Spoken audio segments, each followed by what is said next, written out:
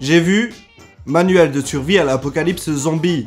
Manuel de survie à l'apocalypse zombie ou Scouts est un film américain de 2015, réalisé par Christopher B. Landon, fils de Michael Landon alias Charles Ingalls.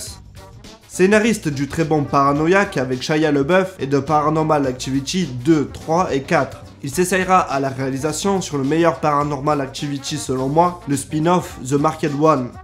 Au casting, on y trouve entre autres Ty Sheridan qui avait fait ses débuts dans Tree of Life et qui plus récemment est devenu le nouveau Cyclope dans le dernier film X-Men.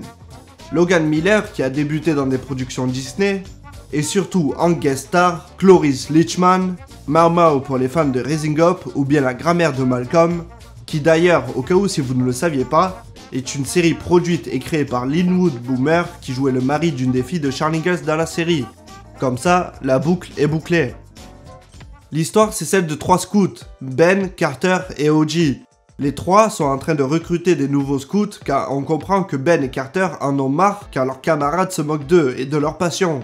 Les deux cherchent à arrêter mais attendent que leur ami OG arrive à avoir son patch de feu de camp qui signifie qu'il pourra être un leader scout. Là, sur la route, il percute un cerf. On fait alors la connaissance de la sœur de Carter et de ses amis. On comprend que Ben est amoureux d'elle, puis schéma habituel avec le connard de base et la pouffe dont est fou Carter. Après une incruste à une fête qui a lieu dans la soirée même, ils s'en vont, tout comme le cerf qui était pourtant bel et bien mort. Effectivement, la toute première scène du film étant un homme de ménage dans un laboratoire qui dérape à cause de sa curiosité et commence malgré lui une invasion de zombies. D'ailleurs, cet homme de ménage, c'est Blake Anderson, un des 3 créateurs et acteurs principaux de la très bonne série de Comedy Central, Workaholics. Série qui nous dépeint la vie quotidienne de télémarketeurs toujours sous les effets de multiples drogues.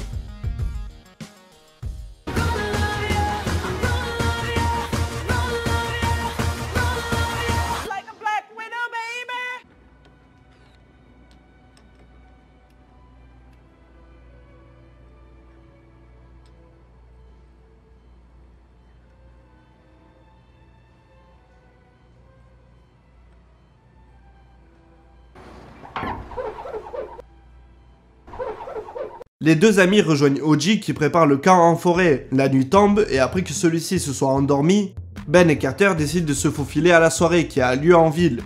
Or, évidemment, le connard leur a donné une mauvaise adresse et ils tombent nez à nez avec les zombies. J'arrête là parce que vous raconter la suite, ça serait comme vous raconter la chute d'une blague sans vous dire le milieu. Le film est frais et il a un humour qui fait tâche. Les kills de zombies s'enchaînent, sont tous plus ou moins super originaux, et faut le faire avec tout ce qu'on connaît déjà.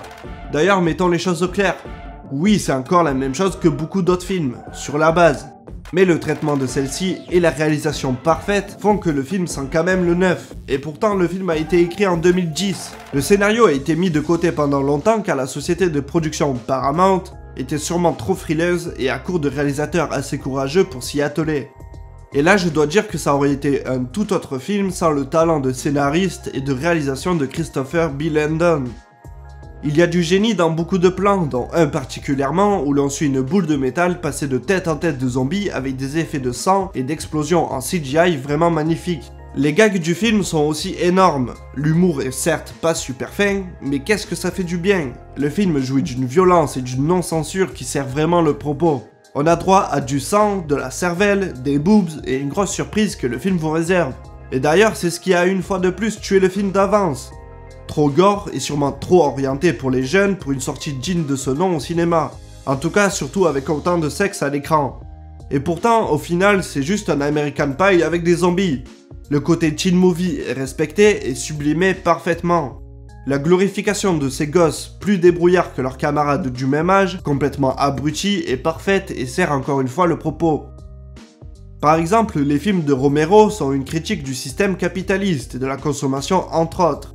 Plus récemment, Shaun of the Dead, malgré un gros aspect comique voire parodique, utilisait le zombie pour insister sur l'aliénation du travail. The Walking Dead l'utilise pour mettre en exergue l'aspect sauvage de l'homme et sa déchéance face à l'absence d'une société.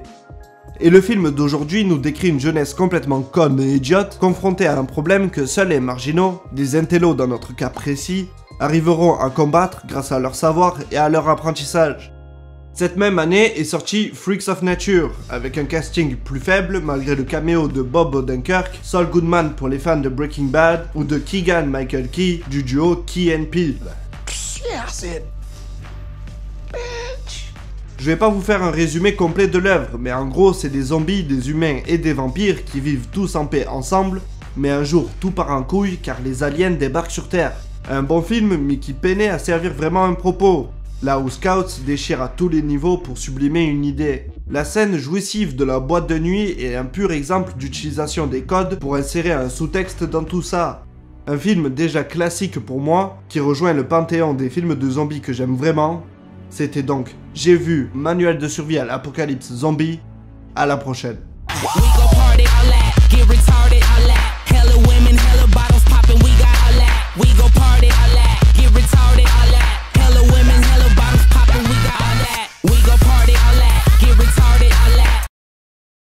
J'suis pas scout comme ça, pas la peine de mentir, j'suis comme toi.